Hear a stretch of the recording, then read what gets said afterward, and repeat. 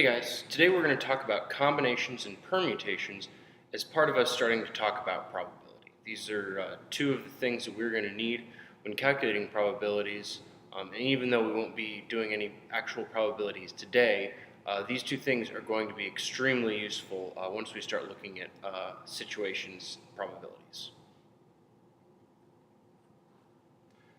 First off, we need to define a factorial.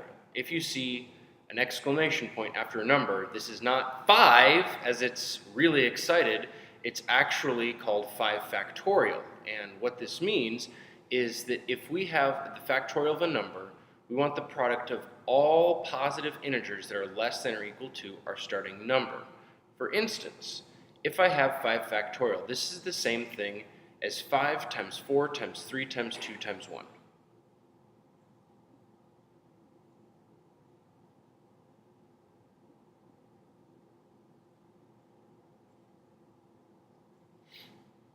Like that. And if we wanted to calculate 5 factorial, we would just multiply these numbers together. So 5 times 4 is 20, 20 times by 3 is 60, 60 times by 2 is 120, and then 120 times by 1 is still just 120. 3 factorial is simply just 3 times 2 times 1. And so when I multiply these out, I just get 6. Like that. This is all a factorial is, but we need to know this because when we look at combinations and permutations in just a moment here, this is going to be part of the formula that we are using.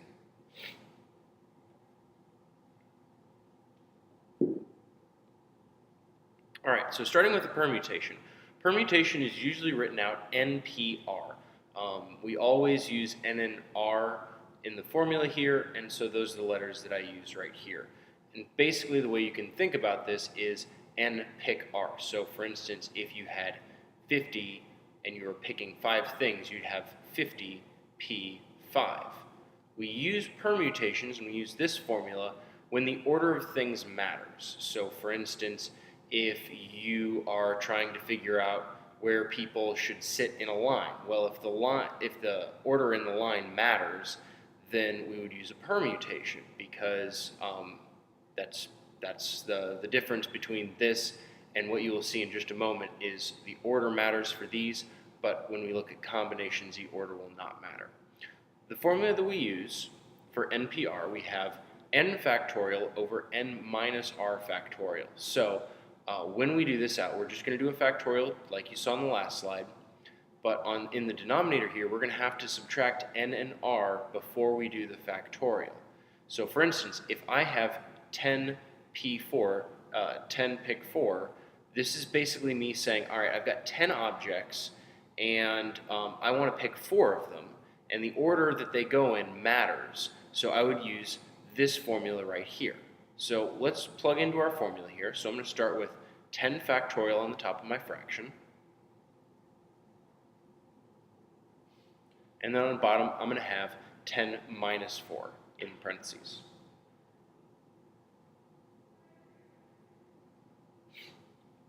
So if I simplify this a little bit, I get 10 factorial over 6 factorial.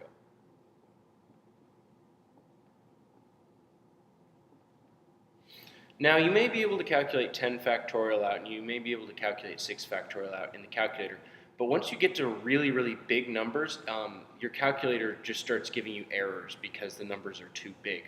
So we've got a way that we can work this out a little bit easier before we get to the calculator to sort of eliminate some of the bigger numbers.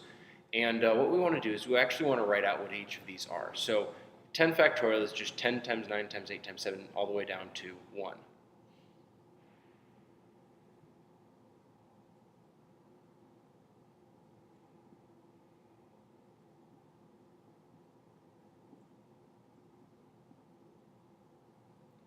And on bottom, let me make this 9 a little bit more 9-ish.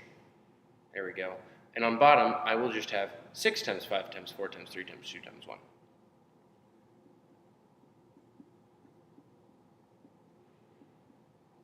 Now you should notice here, I've got a 6 on top and on bottom. I've got a 5 and a 4, and a 3, and a 2, and a 1. I can actually cross out anything that's the same in top and bottom as long as they're multiplied. So I can cross out the 6s, the 5s, the 4s, the 3s, the 2s, and the 1s.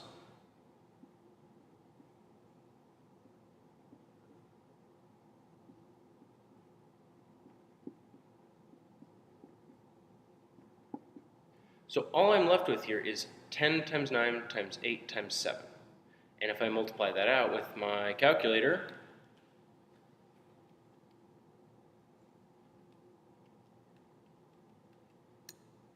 we get 5,040. Now there's nothing left in the denominator, which means I don't have anything that I have to divide this by. So what this says is that if you have 10 objects and you're picking 4 of them when the order matters, then there are 5,040 ways of making this happen. 5,040 ways of drawing those 4 different objects out. Let's take a look at what happens when the order of things doesn't matter. So for a combination, we have something that looks very similar, but instead of a P, we have a C.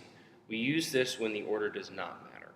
The formula looks very, very similar. We still have the n factorial on top. We still have this parentheses and minus r factorial on bottom. But now we also have an r factorial on bottom.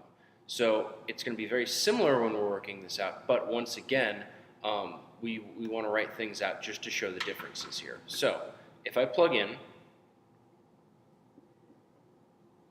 I have the 5 factorial on top, and then I would have 3 factorial over here.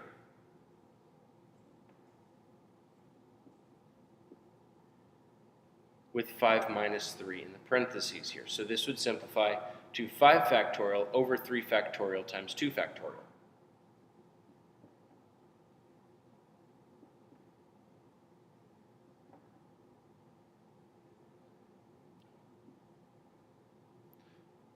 So now what I want to do is I want to simplify this. So the top part, write everything out.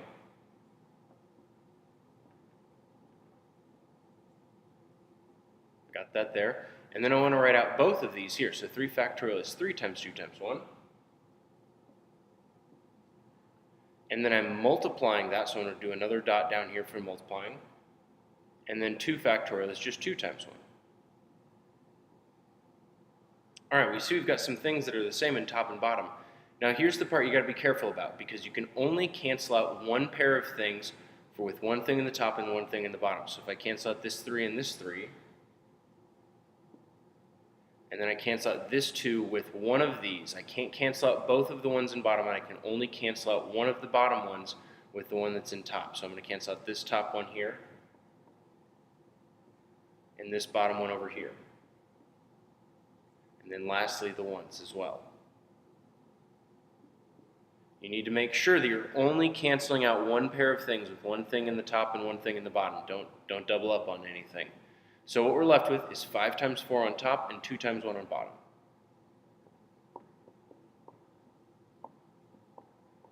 Which, if you multiply out, is the same thing as 20 over 2, which means we have 10. So what this says is if you've got 5 objects and you're picking 3 of, or you're choosing 3 of them, I'm saying choose because it's a C there, we're choosing 3 of them where the order does not matter. There are 10 ways of doing that. So let's take a look at what a word problem would look like with this.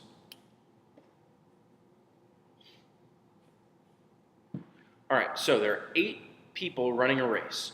We want to know how many ways can these runners finish first, second, and third. So, important information, we know there are 8 people. We're asked how many, and then the first, second, and third are important. So, first off, we have to think, does order matter here? Well, if we're talking about first, second, and third in a race, I think somebody's going to care whether they came in first or if they came in second. So, if order matters, we want to be using our permutations. We want to be using our permutations, NPR.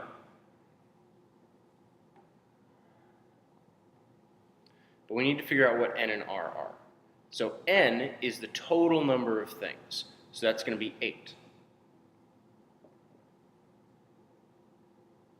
R is the number of things that we're picking. Well, we're picking 3 here because we've got first, second, and third place.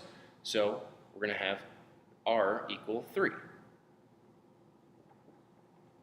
Now we just need to plug into our formula.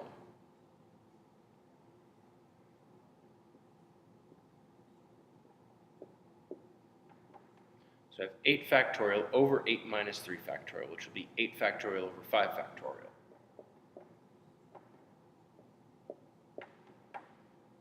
And if I write this out,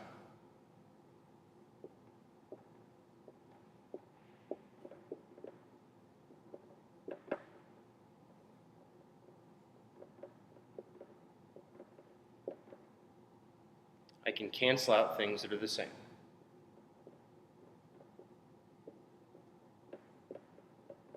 So I'm left with 8 times 7 times 6, and if I multiply all those together, I get 336.